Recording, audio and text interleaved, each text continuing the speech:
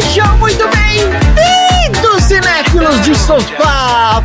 Peguem a sua pipoca de micro-ondas e vamos a mais uma sessão aleatória! Nesse podcast, a gente sorteia um filme, premia categorias improváveis do cinema e falamos sobre temas aleatórios que invadem as nossas mentes doentias durante a sessão, como gangues, um FBI pouco ortodoxo e supermercados de papel muito bagunçados. Eu sou o Tonzeira e Xi. Opa! O que é que você não faz há muito tempo, mas que se você resolver voltar a fazer, você vai ser o melhor de todos? De novo essa pergunta? Você fez a pergunta no John Wick, não fez? Mas não puxei. Não é a minha pergunta, mas tá bom. Eu já sei. Manejar com nunchaku. Olha aí. Caralho, sério? Eu fiz uns 3 anos de aulas de Kung Fu e eu manjava bem dos nunchakus. Maravilha. Aí, cara, tá vendo? Olha que Não há coisa no mundo que o Xi não tenha feito. Striptease em boate gay, eu não fiz. Olha o detalhe aí do striptease em boate gay. Não vamos entrar em detalhes. Tá bom. André, como é que você dorme? De pijama, de cueca, peladão ou com um maiô de luta greco-romana? Não, eu durmo de pijama, mas tem que ser pijama curto. Eu não sei porquê. Tem que ser. Mesmo que esteja frio, eu não consigo dormir de pijama de roupa comprida, sabe? De manga comprida. Sei como é. Eu encho de cobertor, mas é isso. Dudu, Oi. qual foi o pior acidente que você já sofreu ao tentar fazer uma acrobacia? Acrobacia?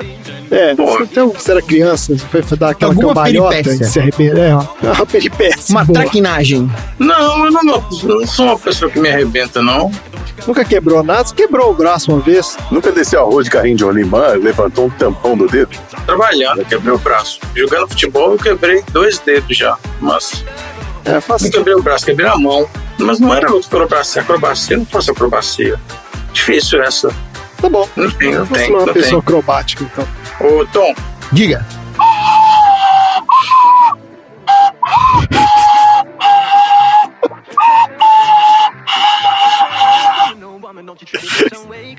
Você fez aquele assobiozinho com a mão? não. Que porra foi isso, cara? Segue o ponto, segue o barco aí. Só Aconteceu André. até agora. Então é Agora que eu isso. entendi, conectei com o assunto. Meu Deus do céu. Boiei. Tá bom.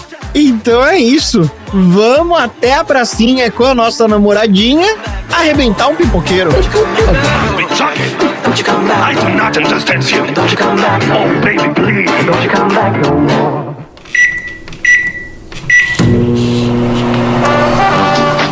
De diamantes e armas, sem impressões digitais nelas, uma maleta vazia e uma explosão que destruiu quase todas as provas. Estes caras são profissionais. Aposto que tiveram alguma coisa a ver com a Sessão aleatória.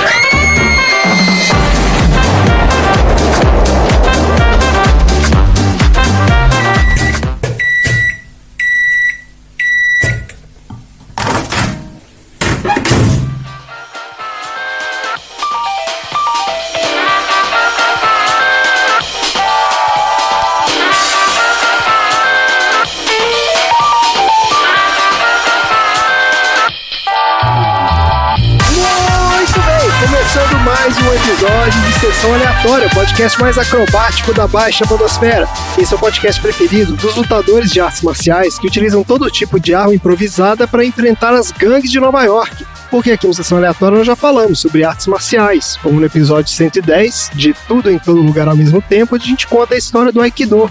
Falamos sobre tudo que você sempre quis saber sobre armas improvisadas no episódio 106 do Cavaleiro das Trevas. E já falamos sobre as gangues de Nova York, as originais, as primeiras gangues de Nova York, no episódio 2 do filme Gangues de Nova York. Olha que criatividade aí. Tá tudo nos episódios anteriores de Sessão Aleatória. E como você já sabe, o Sessão Aleatória é um podcast que tem 2 partes. Na primeira a gente fala sobre produção, bastidores e curiosidades do filme da semana, sorteado de uma lista. E na segunda parte a gente fala sobre assuntos aleatórios inspirados pelo filme. E aí qualquer ideia pode ser tema do episódio. Então, se você não viu o filme, ouviu e não gostou, não tem problema, você pode continuar ouvindo, porque o filme é só um aperitivo para o prato principal, que são os assuntos aleatórios. E eu vou começar aqui já dando um aviso para os nossos queridos ouvintes, principalmente para o Army da Marina, né, que é o fã-clube dela aí, ó, organizado. Pessoal que escuta o podcast só por causa da Marina, ela vai dar um tempo aqui do podcast, vai estar fora dos próximos episódios, porque começou hoje o Marina World Tour 2023. É a turnê mundial dela aí, ó. Vai viajar o mundo para encontrar os fãs. É uma rotina intensa aqui, ó. Viagens, apresentações em estádios lotados, meet and greet, coletivas de imprensa, tem tudo aqui, ó, a agenda dela. Então ela não vai estar conosco aí nos próximos episódios, mas não se desesperem, porque em breve ela voltará. E vamos falar do filme de hoje, que é Arrebentando em Nova York, filme que apresentou ao mundo Jack Chan, um dos maiores ícones do cinema de ação de todos os tempos. Esse filme veio da lista... Isso aqui é um problema agora. Esse filme veio da lista de quê? Veio da lista do Shin, certo? Foi minha. Por que você fica tendo um monte de lista aqui e a gente não tem mais? O que aconteceu? Por que você ganhou essa lista hoje? Pois é, na verdade, tudo é culpa da Marina. Que ela mandou um pedido convocando a gente para fazer umas listas. Eu acabei mandando, acabei tendo a sorte de ser sorteado. Só que eu tinha mandado uma outra lista primeiro. Nossa senhora. E aí mudei de ideia no meio do caminho e falei, pô, a gente acho que nunca falou de Jack Chan, né? Acho que tava na hora já. E aí botei os filmes do Jack Chan que eu gosto. Era uma lista temática do Jack Chan. E é isso aí. Que filme que tinha lá? Todos os filmes iguais. São os filmes iguais. É, basicamente isso, porque você sabe que tem dois tipos de filme onde o enredo não importa, né? Que é filme pornô e filme do Jack Chan. Perfeito. Essa é uma definição perfeita. Ninguém assiste filme pornô tentando entender, né? Por que ele está entregando pizza a essa hora da tarde, né? Então, assim, não tem importância. Então, os filmes não valem a pena, mas assim, as cenas de luta que eu mais gosto não estão nesse filme que foi sorteado. Pra variar, não é o que a gente quer, né? Isso aí é maldição. Pois é. Mas assim, eu acho que é um filme legalzinho, foi um filme importante na carreira do Jack Chan, então tá valendo o sorteio, velho. Tá ótimo, então é isso. Vamos falar desse filme. Arrebentando em Nova York é um filme de 1995, dirigido pelo Stanley Tong, com o roteiro do Edward Tong e Phoebe Ma. O filme estrela o Jack Chan como Ma Hong-keung, Anita Mui como Elaine, Françoise Ip como Nancy e Bill Tung como o tio Bill. Você vê realmente que o roteiro não importa quando os personagens não têm sobrenome, eles só tem um nome aqui. Tipo, qual o nome dele? E um deles se chama Tio Bill. E é isso, o personagem. Pois é. Esse filme devia chamar Arrebentado em Nova York. Arrebentado em Nova York. As cenas pós-crédito. Arrebenta todo. Inacreditável. Não vamos falar mais disso. Vamos dar uma passadinha então na carreira do diretor aí, ó, Stanley Tong. Esse cara é um aclamado diretor, produtor e roteirista de Hong Kong, conhecido por sua notável carreira no cinema de ação e aventura. Ele começou a carreira como dublê, depois ele passou a coordenador de dublês em diversos filmes de sucesso em Hong Kong antes de se aventurar na direção. Sua estreia como diretor aconteceu em 1991, num filme chamado O Reino dos Punhos de Aço. Mas foi a sua parceria com o lendário ator e artista marcial Jack Chan que o catapultou para o sucesso internacional. Juntos eles trabalharam em vários filmes icônicos. Vamos ver aqui, eu achei quais que você já viu aqui, ó. Você já viu o Police Story 3, Super Cop. A gente já falou desse aqui. Já. E teve aqui, ó, duas continuações. Um que é maravilhosamente intitulado Police Story 3 Parte 2, Policial Acima de Tudo. Esse é maravilhoso. Bom, excelente áudio. Police Story 3. Uma história e um policial. Parte 2. É importante falar que é o Police Story 3 Parte 2, né? Pra você não vir fora de ordem. Depois tem o Police Story 4, Primeiro Impacto. Olha aí, os caras não estão ajudando mesmo, né? Tipo... o cara que produziu isso aqui tá de sacanagem. E teve esse filme de hoje aqui também, o Arrebentado em Nova York, esse de 95. Esses filmes fizeram muito sucesso, consolidando o status de ambos como líderes da indústria cinematográfica de Hong Kong. Ao longo da sua carreira, o Stanley Tong explorou uma variedade de gêneros, incluindo comédias, fantasia e até animação. Sua estreia em Hollywood foi com o filme Mr. Magoo, em 1997. Deus me livre. Deus me livre. Baseado no personagem clássico dos desenhos animados. Quem que é o Mr. Magoo? É o... Você não assistiu o desenho do É o Mr. Mr. Magoo? Bean? Não. Eu lembro do filme. O ator é o ator. Steve Martin. Steve Martin? Steve Martin faz por ter cor-de-rosa. Por isso, certamente por isso que botaram ele pra fazer isso aqui, né? É a mesma pegada do filme. Ah, não. É o Leslie Nielsen. Ah, eu confundi. Ah, Leslie Nielsen, tá bom. É outro velho que faz filme de besterol. Aquele que fazia o... besterol. Fazia o... como é que chama aquele... Corra que a polícia vem aí. Aperte o cinza piloto. Aperte o cinza piloto, subiu. Também. Ó, em seguida, ele continuou trabalhando em projetos internacionais como Kung Fu Yoga, de 2017, que estrela o Jack Chan e a atriz indiana Disha Patani. Olha só. O trabalho mais recente dele foi Agentes Vanguard, 2020. Também é estrelando Jack Chan. O cara pegou e colou no Jack Chan, né? Esse que é o negócio. Quem não? Ó, pra falar do elenco desse filme, a gente traz o quadro Viu Não Viu, onde a gente fala sobre os filmes que a gente viu e os que a gente nunca ouviu falar da galera desse filme. Você viu ou não viu?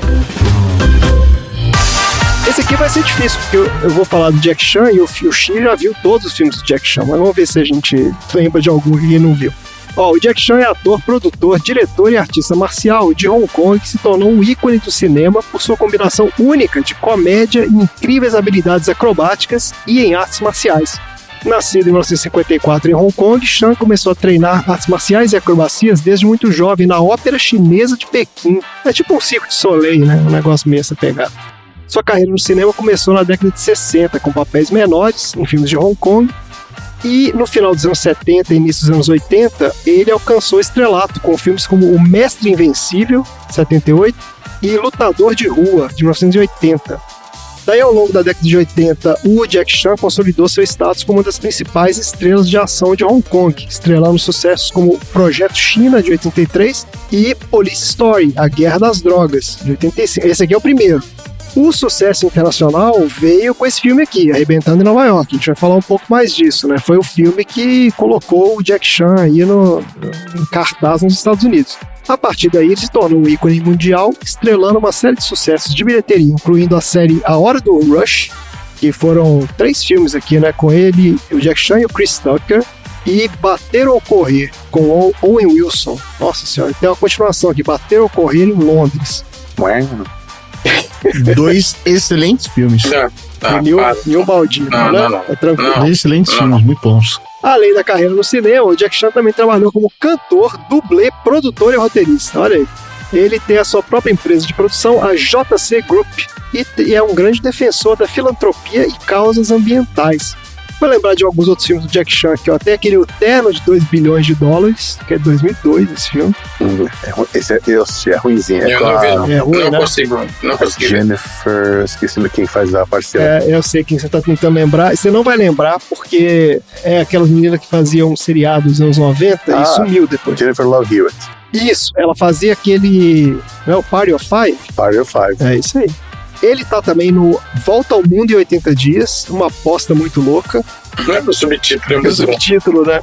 É a refilmagem, né? Óbvio. Esse filme é um clássico dos anos 60, 70, né? E aqui Eu acho que é participou da refilmagem. E ele tá na refilmagem do Karate Kid, 2010. Que é, né? Muita gente gosta muito desse filme aí. Eu não vi, não. Acho que esse é o único filme do Jack Chan que eu não assisti. Você não viu o Karate Kid? Não quis ver. Não. Filho do porque Smith? Não dá. Não dá. Porque não dá. o Xi tem aquela questão da nostalgia com o outro e não vai querer ver isso. Exato. Ah, mas olha, eu sem ter visto esse filme, eu vou te falar que ele deve ser muito melhor que aquele outro lá, viu? Porque o Karate Kid original Eu vi no cinema, então, eu vi no cinema esse refilmagem. O problema é o golpe final. O golpe final do menino Ah, não é aquele golpe da garça? Não, é um... Como assim? Não, tipo assim, é impossível fazer pela física, entendeu? Ele foi feito com cabo de suspensão, tá? Um inferno. É porque eles tinham que inventar um golpe ali, né? Isso, tem que fazer um negócio diferente. Aí penduraram o menino, fizeram ele dar o cambalhota pra frente e chutar. É ridículo. Mas o Jack Chan de Mestre Miyagi ficou legal, né? Ficou. Tira casaco, eu põe vi o casaco. trailer. Tira casaco, põe casaco. O que foi, Chico? Não consigo. Não consegue. Eu tô agonizando aqui. Eu consegue. Tá bom, Chico. Então, olha só, o Jack Chan chegou a participar de algumas produções com o Bruce Lee na década de 70, sabiam disso? Olha aí. Também vi todos os filmes do Bruce Lee. Então você já viu tudo isso aí, ó. Ele tá no Bruce Lee, O Punho Destruidor, que é de 73. Operação Dragão, que também é de 73. Esse aqui é um dos clássicos do Bruce Lee, né? Essa Operação Esse Dragão. Esse é Dizem que é o melhor. Então. Aí tem Bruce Lee e Shaolin contra o Kung Fu chinês. Olha aí, cara. O cara tava, né? Aqui já. O negócio foi ficando mais agressivo. Mas o filme mais legal com o Jack Chan é um filme chamado O Guarda-Costas, de 78, que eu não vi, mas eu achei o sinopse do IMDb dele muito boa. É o seguinte, um especialista local em Kung Fu é contratado para formar uma equipe de guardas para escoltar um homem moribundo até o médico. Para que chegue ao médico a tempo, eles devem passar pelas colinas tempestuosas que são assoladas por bandidos selvagens e monges malignos. Olha isso. Olha só. Esse filme deve ser bom. É tipo É tipo o filme do aquele Kurosawa. É tipo um Mad Max, né? Uma jornada para levar um cara no hospital. É verdade, deve levar um... Mas o cara mora numa vilazinha isolada, tem que ser atendido e passa por vários. Pois Tem é, um grupo para defender ele. passa por vários perigos aí. Tá bom. Vamos lá então, a sinopse do IMDb do Arrebentando em Nova York. Um jovem visitando e ajudando seu tio na cidade de Nova York se vê forçado a lutar contra uma gangue de rua e a máfia com suas habilidades nas artes marciais.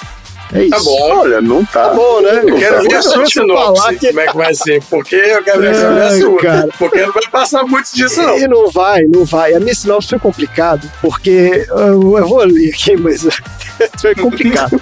Ó, o Keung é um policial de Hong Kong que viaja para Nova York para o casamento do seu tio Bill, dono do mercadinho no Bronx, que é um bairro bar pesado dominado por gangues de arruaceiros.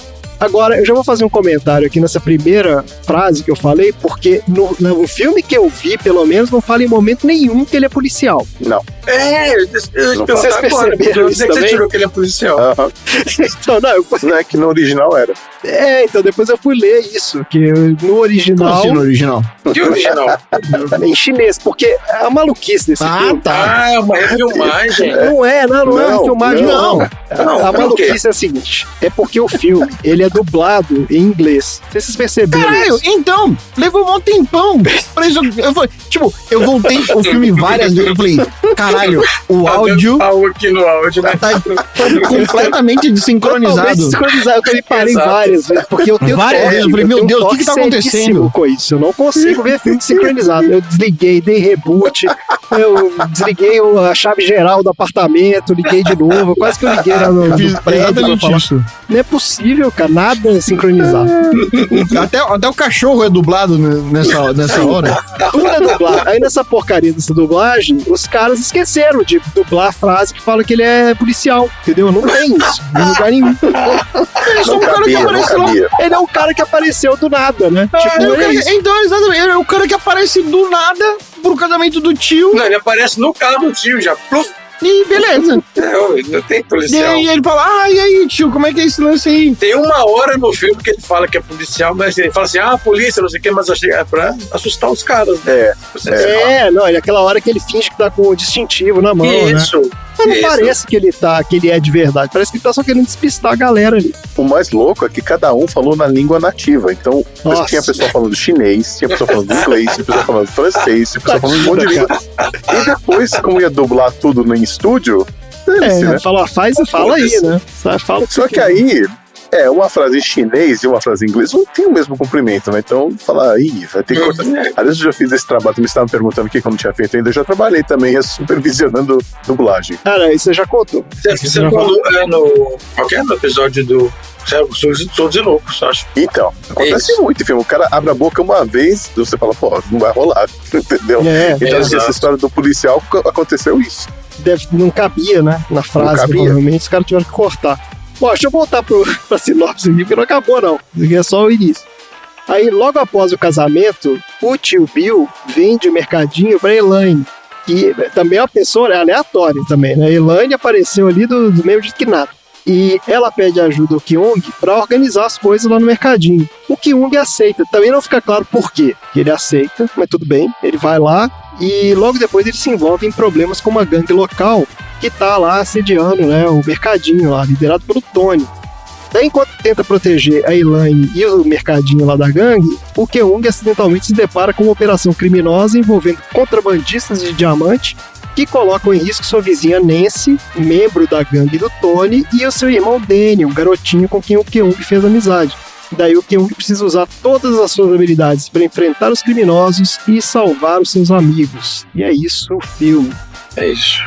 É isso aí. É isso aí. Então vamos lá, X. Você que é o cara que trouxe esse filme maravilhoso aqui pra gente. Conta aí. O que você achou do Arrebentando? Você já falou que não gostou do roteiro. Você gosta das cenas de luta. Não, na verdade, sim. Se você me perguntar dos filmes do Jack Chan, o que acontece, qual é a história, eu acho que eu não vou saber da história. Eu vou saber, tipo, e aquela cena da escada, aquele luta com a escada? Isso é daquele filme. Pode crer, entendeu? É isso mesmo. Por quê? Porque eu lembro das lutas, lembro das coreografias e lembro dos extras no final, mostrando dos acidentes, né? Então, assim, é basicamente isso que me vem à cabeça quando eu vejo os filmes do Jack Chan, eu penso neles, né? Esse aqui, Rumble in the Bronx, tem uma cena muito legal, que é quando ele vai confrontar a gangue do Tony depois que eles destroem o supermercado. Aquele galpão, né, que você vê lá com todo mundo fazendo aquela festa, jogando bilhar. Tem os fliperama, né, os pinball. Isso. Tudo que tá lá foi escolhido pelo Jack Chan. Ele falou, bom, aqui vai ficar 5 fliperamas, ali vai ter 2 geladeiras, aqui vai estar uma poltrona, um carrinho de feira, de mercado. E aí, na cabeça dele, ele já pensava em como ele ia usar tudo isso numa luta. Isso. Então você pode ver que não tem absolutamente nenhum objeto ali que tá à toa. Todos os objetos ele usa. O sofá, o carrinho, a geladeira e os fliperamas, né? Até as grades, né? Tem garrafas, né? Tem tudo. Um estrado, garrafa. Então é incrível assim, a criatividade que ele tem para pensar nas possibilidades de usar o que tem ao redor, né, para lutar. É uma coisa incrível. Se ele fosse um personagem da Marvel, ele seria o mercenário. Você lembra desse personagem da Marvel? Que era o cara que pegava qualquer coisa e... ele matava o outro com clips. Então, assim, essa é a versão, né, na vida real, é um Jack Chan. A graça do filme são as cenas de ação, né? Não tem nem o que dizer aqui, porque os personagens aí nem é uma má vontade de fazer o roteiro. Tipo, né? Mas eu lembro, na época, exatamente isso. Eu aluguei esse filme justamente por causa da repercussão da ação do filme, né? Das cenas de ação. E é realmente impressionante, né? O que esse cara faz, tal. E você vê que ele... Nos extras você vê as coisas que dão errado e tal, mas quando dá certo, né? Quando o negócio fica dar certo, quando dá certo é muito bem feito, né? Muito bem coreografado. É isso que chama atenção no filme, e aí é isso que projetou ele, né? Também Foi isso mesmo. Foi o lance de usar o cenário, né? Como parte da narrativa, né, da cena ali, né? Então, assim, o cenário não tá ali só porque a cena se passa ali, né? O que você falou, o cara, prepara tudo ali, o ambiente é parte da ação. Isso foi uma coisa inovadora pros filmes ocidentais.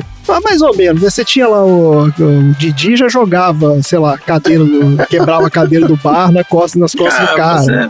Mas era aquela coisa bem pastelão mesmo, né? Do humor. Igual aqueles caras, Bud, não é que era o Bud Spencer, eles faziam isso também. Bud Spencer e aquele outro cara lá faziam isso. Sempre tinha aquela cena de quebrar a garrafa na cabeça do cara, joga a cadeira de papelão lá em cima do outro. Ele deu uma outra roupagem.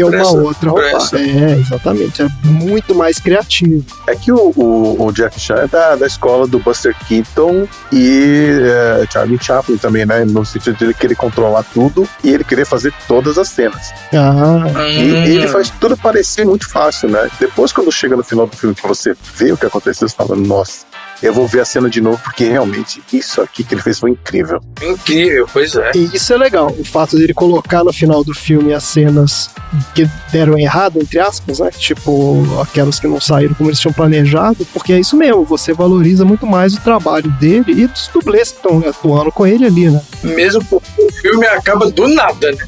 Do nada. O pior final de filme dos O cara não se deu trabalho de escrever. O cara não se deu trabalho de botar um fade out assim no final, tipo, não vai sumindo a cena. Nada. Não, o cara corta ali mesmo, acabou. Corta e vamos botar o extra aqui, pronto. É muito engraçado. Mas pensa no que ele teria que mostrar no final. Ele teria que mostrar o Robert Kraft parando, né? O cara sendo preso, pelado, pagando um bumbum ali, um pote. Tinha que mostrar. Por que afinal de contas o Tony tava todo mundo? Não deu pra entender aqui. Por que tava todo mundo no Robert Kraft lá?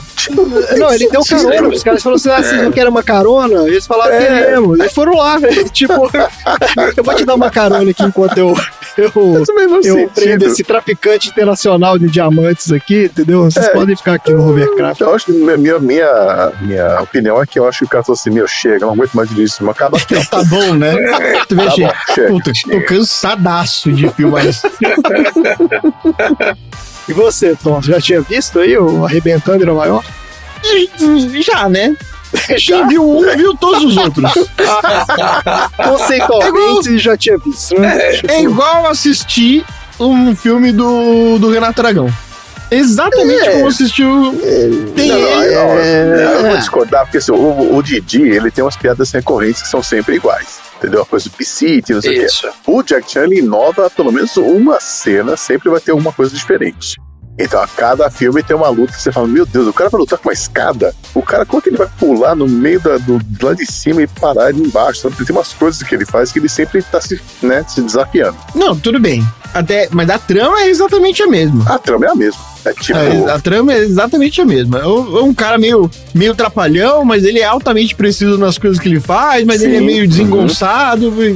E aí, do nada, uma menina aparece e se apaixona por ele e vice-versa, mas ele também é desengonçado pra conseguir chegar na menina. E aí tem uma outra trama gigantesca de uma corporação que ninguém sabe quem é e por que é, e tá querendo matar todo mundo. E eles são muito mais brutais do que a primeira ameaça que aparece. Pô, cara, aquela galera ali é brutal mesmo. Eles botaram a cabeça do cara no... Não, colocou o cara inteiro. O que era aquilo? No moedor. No triturador. O triturador de pedra ali, né? Aí o moedor espirra no cara. Meu Deus, Isso. cara. E aí o outro cara E aí eles pegam, ele, colocam no saco e faz o cara ir voltar. faz o cara voltar. Eu vou te falar que foi nível The Exatamente. Boys o negócio ali, tipo, de Foi, brutalidade, foi, cara. foi mesmo. Nossa. Só que antes disso o cara precisa tomar um banho, porque o cara veio normal.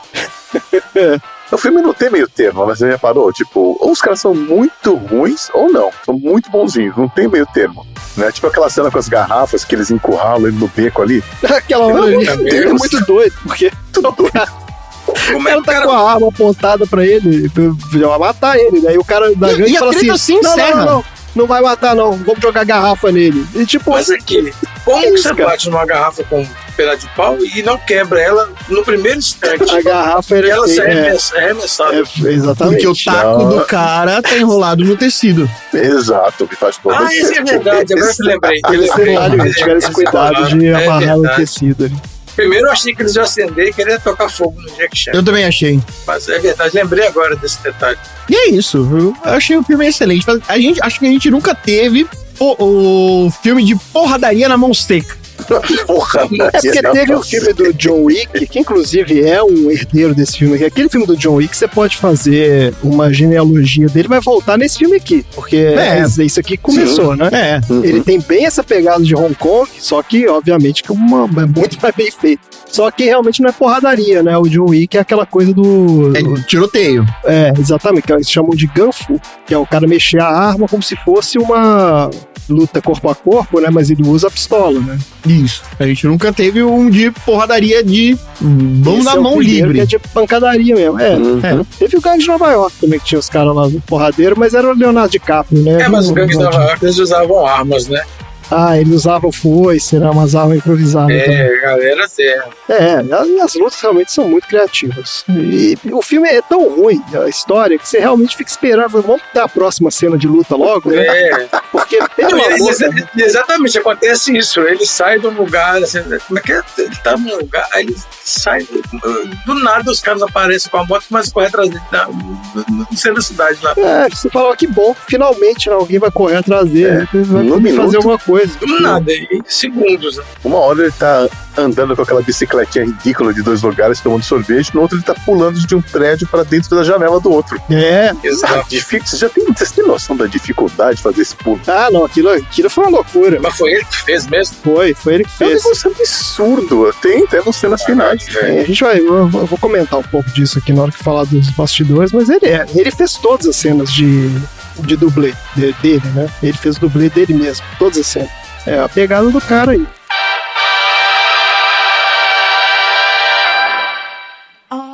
Ei, Helena, obrigado por Senhor ter Ju, parabéns. Eu tenho boas notícias pro senhor. É mesmo? Sim, Kyung vai ajudar. Verdade? Sim, vai ficar comigo essa semana. Que bom, Kyung. Então está disposto a ajudar? Sim, vou estar em boas mãos. Eu disse que ele cuidaria bem de você. Kyung é o melhor. Com ele te ajudando, eu poderei aproveitar a minha lua de mel.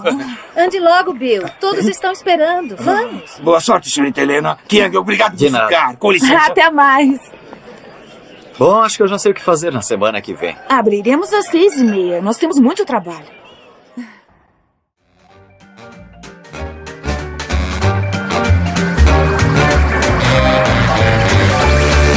Vamos lá então, histórias de bastidores aqui do Arrebentando em Nova York. A ideia para esse filme surgiu do desejo do Jack Chan e do diretor Stanley Tong, né? A gente já falou que eles eram parceiros aí de longa data, tal, fizeram vários filmes juntos. Eles queriam fazer um filme que pudesse ser bem sucedido tanto no mercado asiático como no mercado americano. Nessa época, eles eram já grandes estrelas do mercado dos filmes de ação de Hong Kong, né? Mas eles não eram conhecidos fora de lá. Então, como eles tinham esse desejo de fazer um filme que tivesse um apelo no Ocidente, eles se juntaram, né, e falaram, bom, vamos conversar aqui com os produtores aqui que a gente conhece. Foram atrás de uma galera chamada Golden Harvest, que era uma das maiores produtoras de filmes de Hong Kong. E venderam a ideia para esses caras. Falaram, pô, vamos fazer um filme e tal, mas vai ser para o mercado americano. Essa que era a pegada do negócio. Essa produtora lá, esse Golden Harvest, os caras gostaram da ideia, deram o sinal verde e tal, falaram, bom, beleza, vai lá, pode fazer o filme. Não tinha roteiro, tinha porra nenhuma, continuou sem ter, como a gente viu aí no final. Mas o Stanley Tong começou a trabalhar com a equipe dele lá, no conceito do filme. O roteiro, inclusive, foi escrito aqui pelo Edward Tang e a Phoebe Ma, que são veteranos dos filmes de Hong Kong, esses caras aqui. E parece que eles fizeram, né, vários roteiros desse tipo de filme. Mas o diretor, o Tong, foi que contribuiu com as ideias para cenas de ação e sequências de luta. Embora o filme esteja ambientado no Bronx, a maior parte das filmagens ocorreu em Vancouver, no Canadá, devido a restrições orçamentárias e logísticas, exatamente. Sim. Porque além de ter completa infraestrutura cinematográfica, né, eles tinham profissionais experientes, facilidade de acesso a equipamento, etc., a cidade também oferecia custo muito mais baixo do que Nova York e generosos incentivos fiscais para atrair produções de menor orçamento.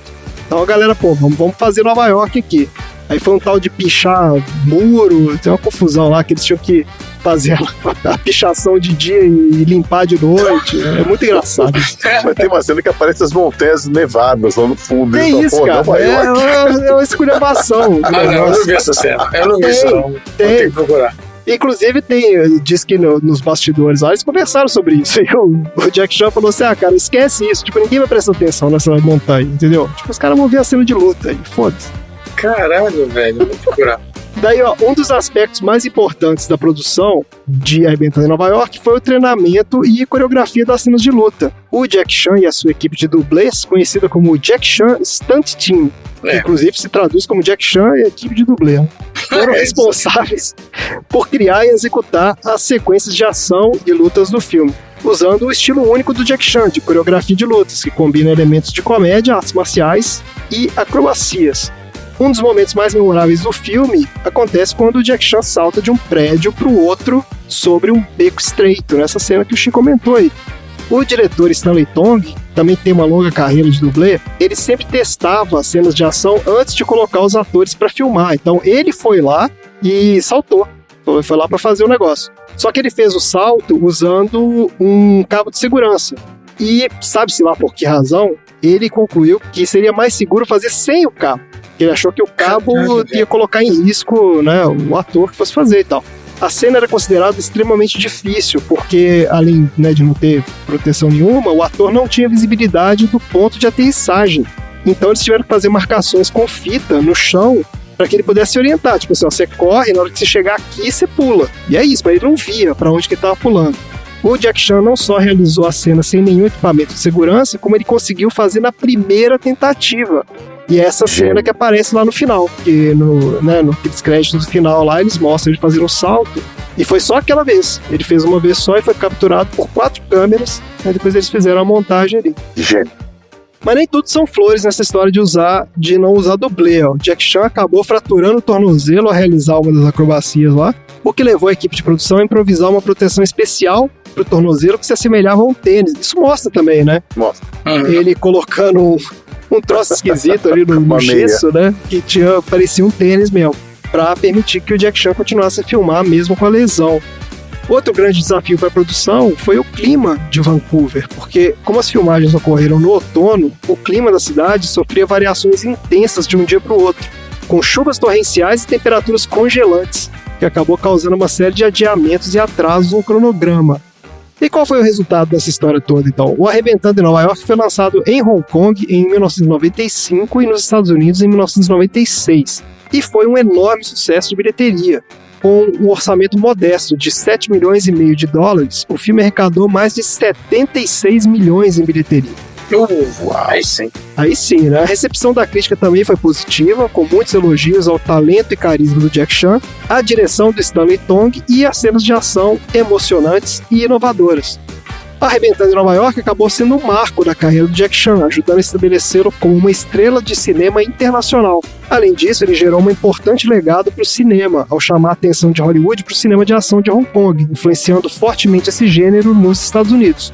Devido ao sucesso desse filme e à notoriedade do Jack Chan, os filmes de ação de Hollywood passaram a investir em melhores e mais criativas sequências de ação e coreografias de luta, levando diversas colaborações entre Hollywood e Hong Kong que mudaram para sempre esse gênero. É isso, então é um filme que, por mais que tenha sua tosquice, ele foi muito importante, porque foi a partir dele que teve essa revolução aí do cinema de ação, que até hoje tá aí. A gente volta e meia, a gente vê filmes aí que tem essa pegada. E é isso, minha gente. Bora pro troféu aleatório? Deixa eu só dar uma notícia triste aí no meio dessa zoeira toda. Qual é a notícia triste? Tem 3 atores desse filme que já morreram. Tio Bill, né, o Bill Tong, ele morreu de um aneurisma, acho que foi, nos anos 2000. Eita. A Elaine morreu também. O quê? Elaine? Caramba, ela Elaine morreu, a Anitta Mui, morreu super jovem. E o Tony também morreu, porque ele morreu durante uma filmagem de uma série, uma versão para aquele filme O Corvo. Sim. Aliás, cara, não é possível, peraí. Pra fazer o Corvo, mas aquele que morreu, o Brandon Lee. É o mesmo do Brandon Lee? Outra versão. Não é o mesmo. O Brandon Lee morreu num filme, né? Era uma série pra TV. Ele morreu durante uma explosão num barco que aconteceu. Gente. E um pedaço acertou a cabeça dele e ele morreu. Não, mas peraí, mas o Corvo é o mesmo personagem? Não. É a série é o mesmo personagem, sim, mas era feita pra televisão. Caramba, em 98, acho que foi logo depois desse filme. Porra, velho. Complicado. Aí quando eu vi, falei, cara, triste isso, né? Mas enfim. Porque não é a vida, né? Não é um filme antigo, assim, ao ponto de, dos caras... Você pensar que alguém do elenco ali já morreu, mas... Quer dizer, circunstâncias aí muito específicas mesmo, né? Beleza, gente, mas é isso. Bora então pro troféu aleatório? Bora.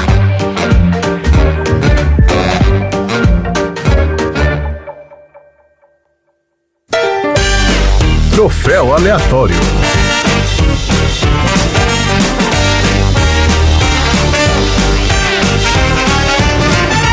Vamos lá então, troféu aleatório. Xi, lembra aí pro nosso ouvinte o que significa ganhar um troféu aleatório. Um troféu aleatório é você, de repente, achar uma almofada velha debaixo do seu sofá e descobrir que tem ali milhões de dólares em diamantes. Caraca, isso... Aí sim, hein? Vamos lá então. Dudu, qual é o seu troféu aleatório aí pro Arrebentando em Nova York? O meu troféu, logo no início do filme, que é o troféu Cadê a Minha Cliente? Que vai pro Walter, amigo do Sr. Shun, que ele vai apresentar a Elaine pro Sr. Shun, só que ela passa por trás dele, ele vira pro outro lado. Peraí. Eu falo assim, aqui minha cliente, ele vira pro um lado e ela tá atrás dele do outro lado. Mas quem que é Sr. Shun? Quem que é Sr. Shun? Sr. Shun, que é o tio dele, como é que ele chama? É o tio Bill. É o tio Bill. Mas é Shun, não é Shun também. É Shun também? Ué. Shun Bill? Não, eu acredito. Se ele falar que é tio Shun, eu acredito também. Não é Sr. Shun, o filme que eu vi estava traduzido como Sr. Shun. Sr. Shun. Não importa. O cara também não importa. Nossa senhora. Não importa. É o tio. Exatamente. Quando ele entra no mercado, ele vai apresentar, vou apresentar minha cliente. Aí ele vira pra esquerda e ela passa pela direita, atrás dele. É tipo um erro de marcação? Tipo a pessoa olhou pro lado errado? Isso. E aí ele vira, não tem ninguém, volta. O cara decidiu uma avacalhação, cara. Esses caras deixaram tudo. Tipo, foda-se, deixa aí, vambora. O cara deixou montanha em Nova York, cara. Tem uma outra parte engraçada desse filme, não sei se vocês aí, eu vou ficar meio babaca aqui, mas conhecem a geografia de Nova York, mas assim, ele chega do aeroporto lá, do John Kennedy, ainda mostra, né, o John F. Kennedy lá, que é o aeroporto internacional. Aí passa um pouco, ele tá com o tio dele em Manhattan. Só que eles estão indo pro Bronx e, tipo, não faz o menor sentido, porque, tipo, só se o tio dele falou, tipo, vou dar um rolê em Manhattan, né? Porque, tipo, é a mesma coisa de, sei lá... Não é caminho, né? Não é caminho, entendeu? Tipo, ele tem que dar uma volta gigantesca pra chegar onde ele chegou ali e voltar lá pro Bronx, entendeu? Pô, o cara tá de sacanagem. Se fosse táxi, eu até entenderia, né? O cara ia tá dando volta mesmo. Vamos lá, então, Oxi, qual é o seu troféu aleatório aí? O meu troféu é o troféu braço de crossfiteiro, que vai pro menininho, Danny, que consegue jogar uma chave inglesa gigante pro Jackie Chan a 3 metros de distância sentado. Caraca. Essa hora é muito memorável, cara. Essa hora é muito... Ele começa a jogar coisa. Ele começa a jogar coisa no cara pra bater. E ele começa a jogar, ele começa a jogar e fala, obrigado pela chave inglesa. Ele fala, ok. Pô, na hora que chega aquela chave inglesa ali, o capanga ela até chora, né? Ele fala, não, pelo amor de Deus. Tem trauma. Tá ótimo. E você, Tom, qual é o seu troféu aleatório? O meu troféu, temos que pegar, vai pro pijamão do Jack Chan. Aquele pijaminha dele, cara, eu também achei incrível. Eu nunca vi aquele pijama na minha vida. É um body, né? Chama body aqui. É um body masculino aquilo lá. Body masculino. É uma roupa de bebê gigante, é isso que é, na verdade. O body você põe no bebê, né? Mas... eu fiquei imaginando se ele não era muito confortável. Eu só não entendi muito como é que você veste. Eu acho que é igual um bebê, você tem que... Você é como o maiô de luta greco-romana, você põe a capa de baixo e puxa pra cima. Puxa pra cima, tá bom. Né? E deve ter um... Tá bom. Não sei como é ir no banheiro com aquilo, né, mas... então, essa parte que é confusa. Ele tem um botãozinho, ele tinha um botãozinho lá. Desabotoado. Na altura do priquito. E atrás é no zíper. Nossa senhora. Não, então aí você tem que tirar do mesmo jeito que você colocou. Meu Deus. Mas pareceu bastante confortável. Você vai comprar um daquele? Inclusive então, pra você sair por aí no meio de uma luta de gangue. Vou mandar aqui a legenda do meu filme chamando ele de Xoxu. É Xoxu, não é Chung, não. Tá bom. Essa roupinha dele lembra muito mesmo aqueles maiozinhos de luta greco-romana. Aquela pegada, só que de algodão, mais confortável. Vocês sabiam? Olha só, meio que não queria entrar nessa seara, mas já aproveitando aqui um mini tema aleatório, vocês sabiam que muitos lutadores de luta greco-romana chegam a ejacular no meio da luta? Que isso? Que história é essa, cara? Para com isso. Eu não vou mandar a foto. Assim, Não vai mandar mesmo. Você não vai mandar, não vou mandar. Mas isso acontece, tá? Não, isso não é possível. No meio do roça-roça, às vezes acontece isso aí. E é super profissional, gente. Não. Como assim, Tom? Que loucura é essa? Vai falar que... Peraí, é só o cara da luta greco-romana, mas o cara do jiu-jitsu, por exemplo, também, ele fica lá se roçando com os outros caras, e aí? Eu não sei se o kimono é mais grosso. Tá protegido, você acha? Mas não acaba não causando esse efeito. Mas na luta greco-romana acontece assim, cara. Acontece. Nossa senhora, Deus, cara. Credo. Tá bom, eu vou dar aqui. Inclusive, eu tenho vários troféus aleatórios, eu vou escolher um aqui aleatoriamente, porque esse filme foi campeão de troféus aleatórios. Eu vou dar o troféu dos males o maior, de pior gestão de crise, que é pra Elaine, a dona do mercadinho, porque tudo que ela passou ali, inclusive a loja dela ser destruída 3 vezes, sendo que as 2 primeiras foi por causa de 2 garrafinhas de soco. Lembrem-se disso. O cara tava querendo roubar 2 garrafinhas de suco. Não, o cara deu uma beiçada no suco, né? Das garrafinhas, o cara deu um golinho no suco e deixou lá em cima. Ela fez um escarcel e o Jack Chan depois foi lá e piorou a situação, né? Absurdamente, porque escalou o negócio. O prejuízo é muito maior do que esse no final os caras botaram um guindaste pra derrubar o alicerce do negócio, cara. Destruíram a loja num nível assim de... Então assim, pelo amor de Deus, gente, próxima vez, meçam aí o risco das coisas, entendeu? Não vale a pena brigar com o cara da gangue que pede 2 garrafinhas de soco. Então é isso, a gente não tem recados hoje, né? A Marina não está aqui. Então, vamos para os assuntos aleatórios.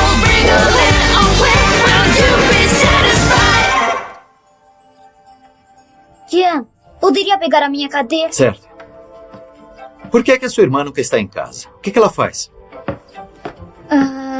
Ela é aeromoça e modelo. Ela é muito ocupada. Da última vez você não me disse que ela estava na escola? Ela acabou de se formar. Ela tem vários empregos. Bom, isso significa que ela ama você. Seja bom pra ela.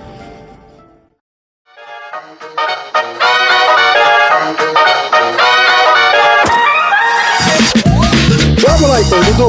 Qual é o assunto aleatório da semana?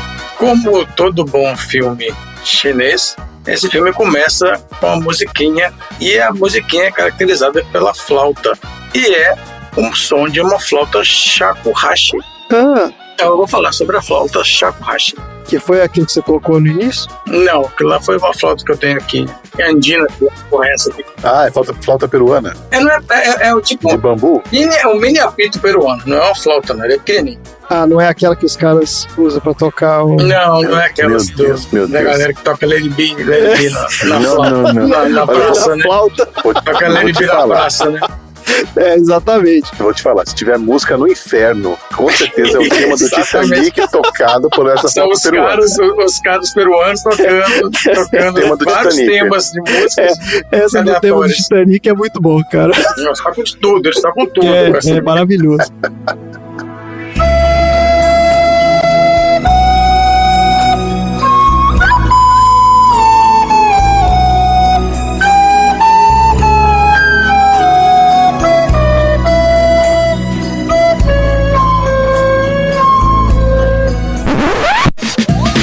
O shakuhachi é uma flauta tradicional japonesa, tocada verticalmente, assim como a flauta doce ou a quena, e ela tem uma embocadura livre. O modelo tradicional é fabricado com bambu madaki e possui 5 furos para os dedos e 7 nós em seu corpo.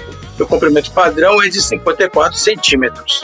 E aí eu peguei um artigo que ele chama assim, shakuhachi, de arma de combate e ferramenta religiosa a instrumento musical. Um artigo de 2010 do Rafael Hiroshi Fushigami e do Eduardo Augusto Ostergren, que são pesquisadores da Unicamp. Olha. Eles fizeram um levantamento histórico do shakuhachi. Claro que eu vou sintetizar, porque o artigo é enorme e eu não conto várias coisas. Mas, basicamente, a história e as características do shakuhachi, na forma que atingiu no Japão, possui uma conexão mais estreita com instrumentos vindos da China. Mas, no entanto, o rastreamento das origens dessa flauta nos leva a um passado mais distante. Então, olha só, de novo, como sempre, no Antigo Egito, havia uma espécie de flauta chamada sebi, feita com haste de cana. E aí a hipótese é que esse instrumento se propagou até a Península Árabe, onde ganhou o nome de nai. Depois, durante a expedição do Alexandre o Grande, chegou até a Ásia Central e Índia Ocidental. E aí na Índia, esse instrumento foi tocado amplamente por budistas e juntamente com o budismo encontrou o caminho que o levou até a China. E durante todo esse trajeto ele passou por mudanças estruturais quanto ao seu tamanho, forma e número de orifícios no seu corpo. Estou falando da flauta, hein? Tá bom. O nome shakuhachi foi usado para referir a forma que esse instrumento se adquiriu para se adaptar à afinação e padrão da escala utilizada na China.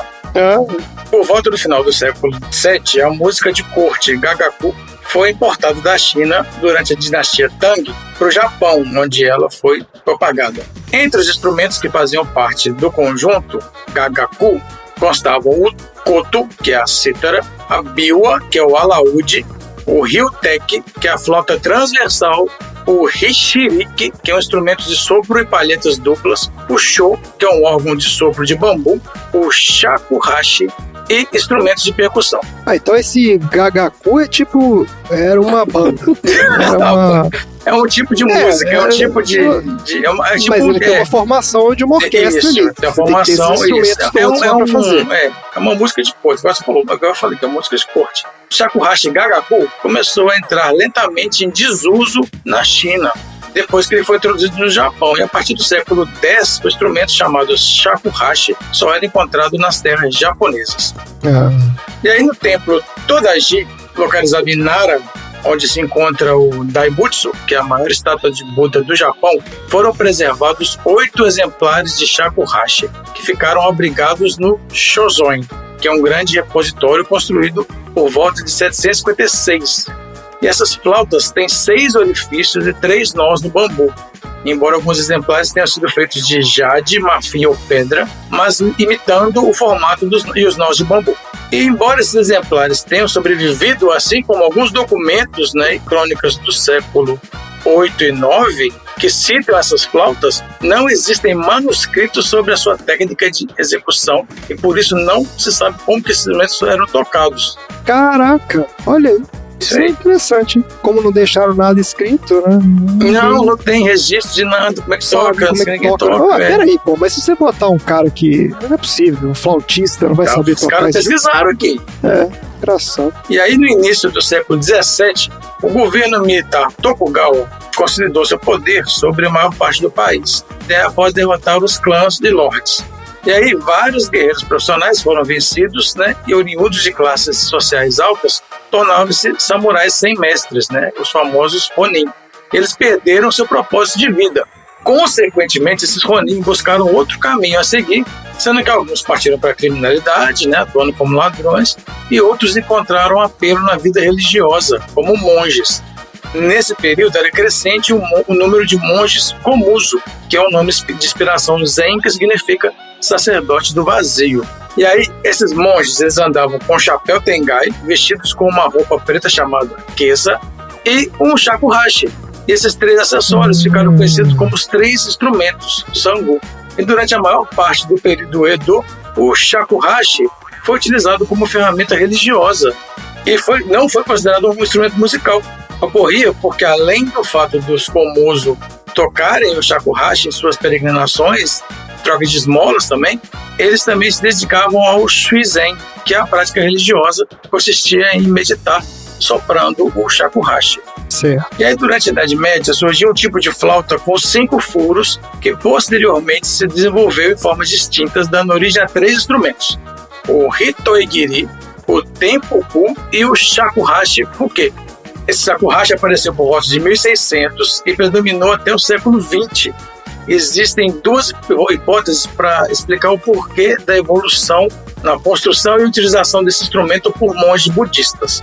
A primeira é que, como existiam ronin infiltrados entre os monges Komuso, eles utilizavam o instrumento como arma, porque ele era maior na extremidade. Como é que usa como arma? O shakuhachi tem uma extremidade maior e ele é feito a partir da raiz do bambu, então ele é muito, muito, muito, muito duro. É tipo aquelas espadas samurai de bambu, então. Isso, tipo isso. Treinar, né? É realmente uma porrada disso aqui, deve doer, que é uma beleza. A segunda explicação é que havia necessidade de dissociar o novo tipo de monge Komuso, que tocava o shakuhachi fuke, vindos de classes mais altas, dos antigos mendicantes Komuso, que eram de classe mais baixa e tocavam o hitoigiri. Então eles deram um upgrade no instrumento para falar, ó, isso aqui esse aqui que é o instrumento do Komuso mesmo. Tá certo. E aí, o shakuhachi fuke, ele se diferencia do antecessor dele em vários aspectos estruturais, né? O corpo passou a ter mais nós e fabricado a partir da raiz. E seu comprimento passou a ser maior também, medindo aproximadamente 54 centímetros. Então ele já é o tamanho original, né, que a gente vê hoje. Você falou mais cedo aí, eu tô vendo umas imagens aqui, eu tenho que postar lá no grupo, senão... De como é que ele é, né? É, e tem uma... Você descreveu aí como é que era o samurai que tocava o negócio? É, tem uma foto dele, que ele tem um chapéu que cobre a cara toda. É, exatamente, que eles botam tipo um balde na cabeça. Isso, eu vi essa foto. E aí ele toca a flautinha aqui, e anda de preto com a roupinha preta lá. É isso aí, são os monges, né? Exatamente. A utilização da raiz na extremidade oposta do bocal é uma novidade na história do instrumento e possui uma explicação acústica funcionando como campânula. Além disso, as mudanças estruturais tiveram outro objetivo. O shakuhachi fuke foi utilizado como porrete por criminosos e samurais que não tinham permissão de portar espadas, surgindo inclusive o termo Kenka Shakuhachi ou combate shakuhachi. Tá bom. Vou falar, esse shakuhachi ele é difundido no mundo inteiro, tem várias pessoas, né, que tocam, que mantêm essa tradição de tocar esse instrumento. E no Brasil tem tocadores representantes de diferentes estilos. Os estilos são Kinku-ryu, Tozan-ryu e Dokyoku. E aí eles realizam concertos e palestras a respeito dessa flauta de bambu e da música japonesa. Então tem um tocador brasileiro, o Shen Ribeiro, que executa e divulga a bossa nova, e o Danilo Tomi, que compõe peças misturando instrumentos orientais e música eletrônica, e o Shakuhachi. Olha aí. Que é um instrumento que ele é bem versátil e realmente ele pode ser introduzido em vários estilos musicais. E toda vez que aparece um filme japonês, um filme que tem alguma referência de luta, de alguma coisa, de monge, toca essa flautinha aí. E logo que liguei o filme, começou a tocar essa flautinha. E aí esse é o meu assunto aleatório. Maravilhoso. Eu associei o nome da pessoa aqui quando eu vi essas fotos desses monges tocando esse trem. Porque eu gosto muito de mangá de samurai, né? E os mangás de samurai todos se passam nessa época aí, pós-Tokugawa. Tokugawa, É, que era a época que os samurais eles deixaram de ser exército e passaram a ser esse bando de cara desocupado, né? Que fazia nada. Sei lá, esses caras não tinham. Eles perderam mesmo, né? Eles perderam o rumo ali, não tinham mais quem. Exatamente. Quem seguia, status, eles né? seguiam, né? Função. Os líderes. Exatamente, tanto que o Musashi também acontece nessa época, né? Ele começa a viajar pelo Japão, conhecendo esses caras todos, e ele desenvolve toda a técnica dele lá. O Shin sabe disso muito melhor que eu, mas ele desenvolve a técnica dele meditando, né? Conversando com os monges, coisa toda. Ele tá no meio dessa galera aí. Tá. Tomando paulada de Shakuhachi. E lutando com esses caras com esses baldes na cabeça. Olha, mas vou falar uma coisa, se for pra carregar um instrumento de sopro pra se defender, carregue um didgeridoo, não um Shakuhachi. O que é o didgeridoo? O didgeridoo é muito grande, senhor. Aquele pedaço de pau oco que os aborígenes australianos tocam, que fica... Aquele absurdo, aquele lá é muito... Aquilo é um berrante gigantesco, né, cara? Você tem que levar no chão pra poder tocar, né? Mas ele não deve ser prático, não. Ele deve ser mais pesado e oco também, mas deve ser fino a madeira. Não deve ser bom. O Shakuhachi é melhor.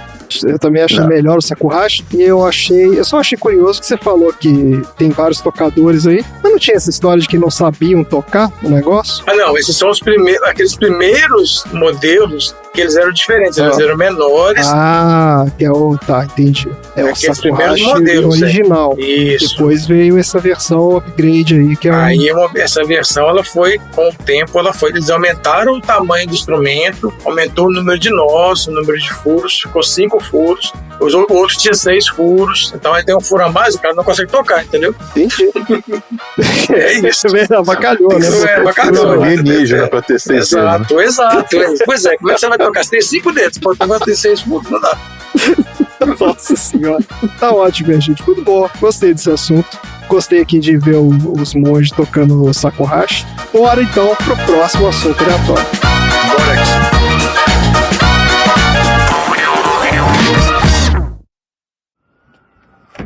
O que houve? Os caras maus estiveram aqui, mas a polícia os pegou. Garoto pesado. Então, aqui é a sua casa. Aposto que sua irmã não está. O que acha? Acho que está certo. Eu vou pegar seu carro de corrida.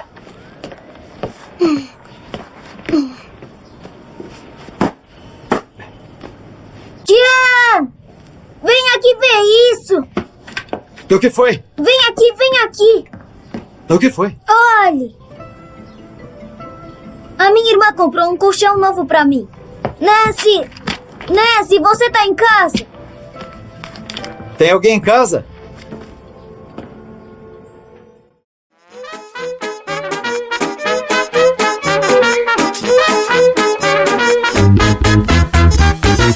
Vamos lá, Chico.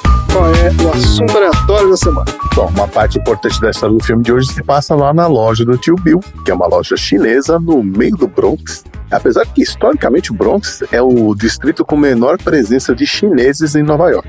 O primeiro é o Brooklyn. Sabe onde é a maior presença de chineses em Nova York? É onde eu moro aqui.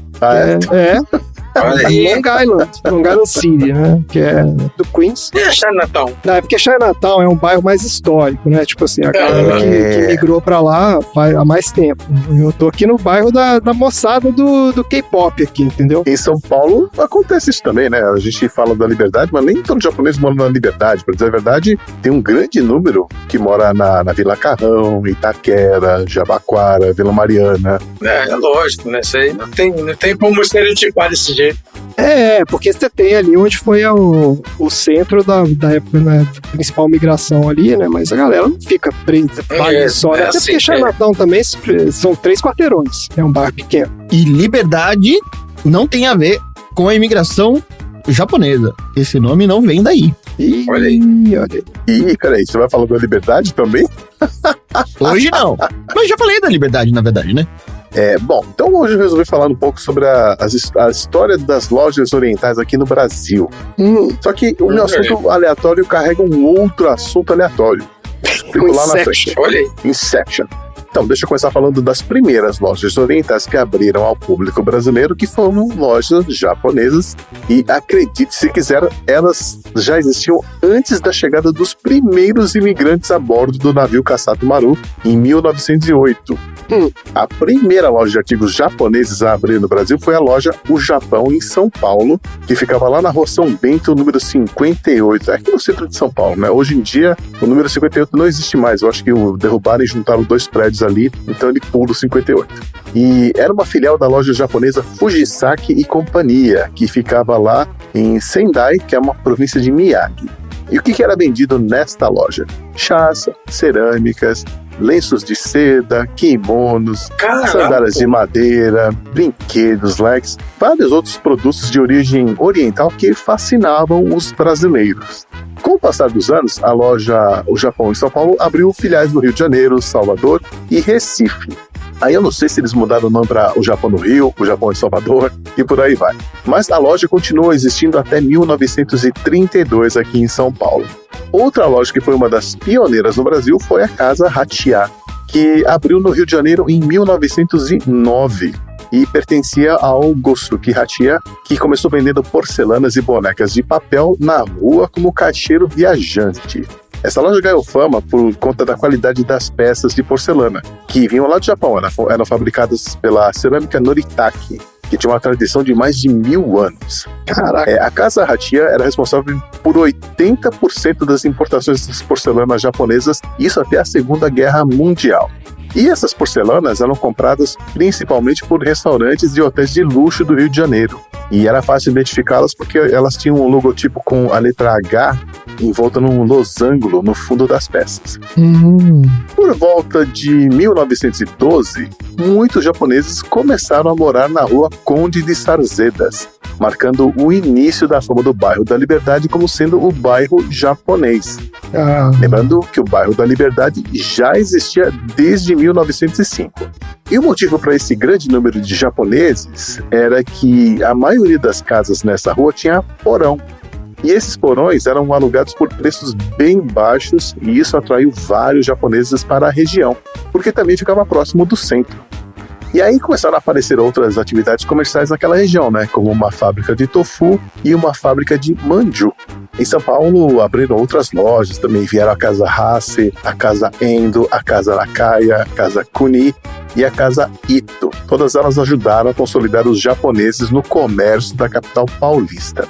Tanto que em 1933, o jornal Seishu Shinpon fez um levantamento e listou um total de 159 lojas na cidade de São Paulo, mantidas por membros da comunidade nipônica.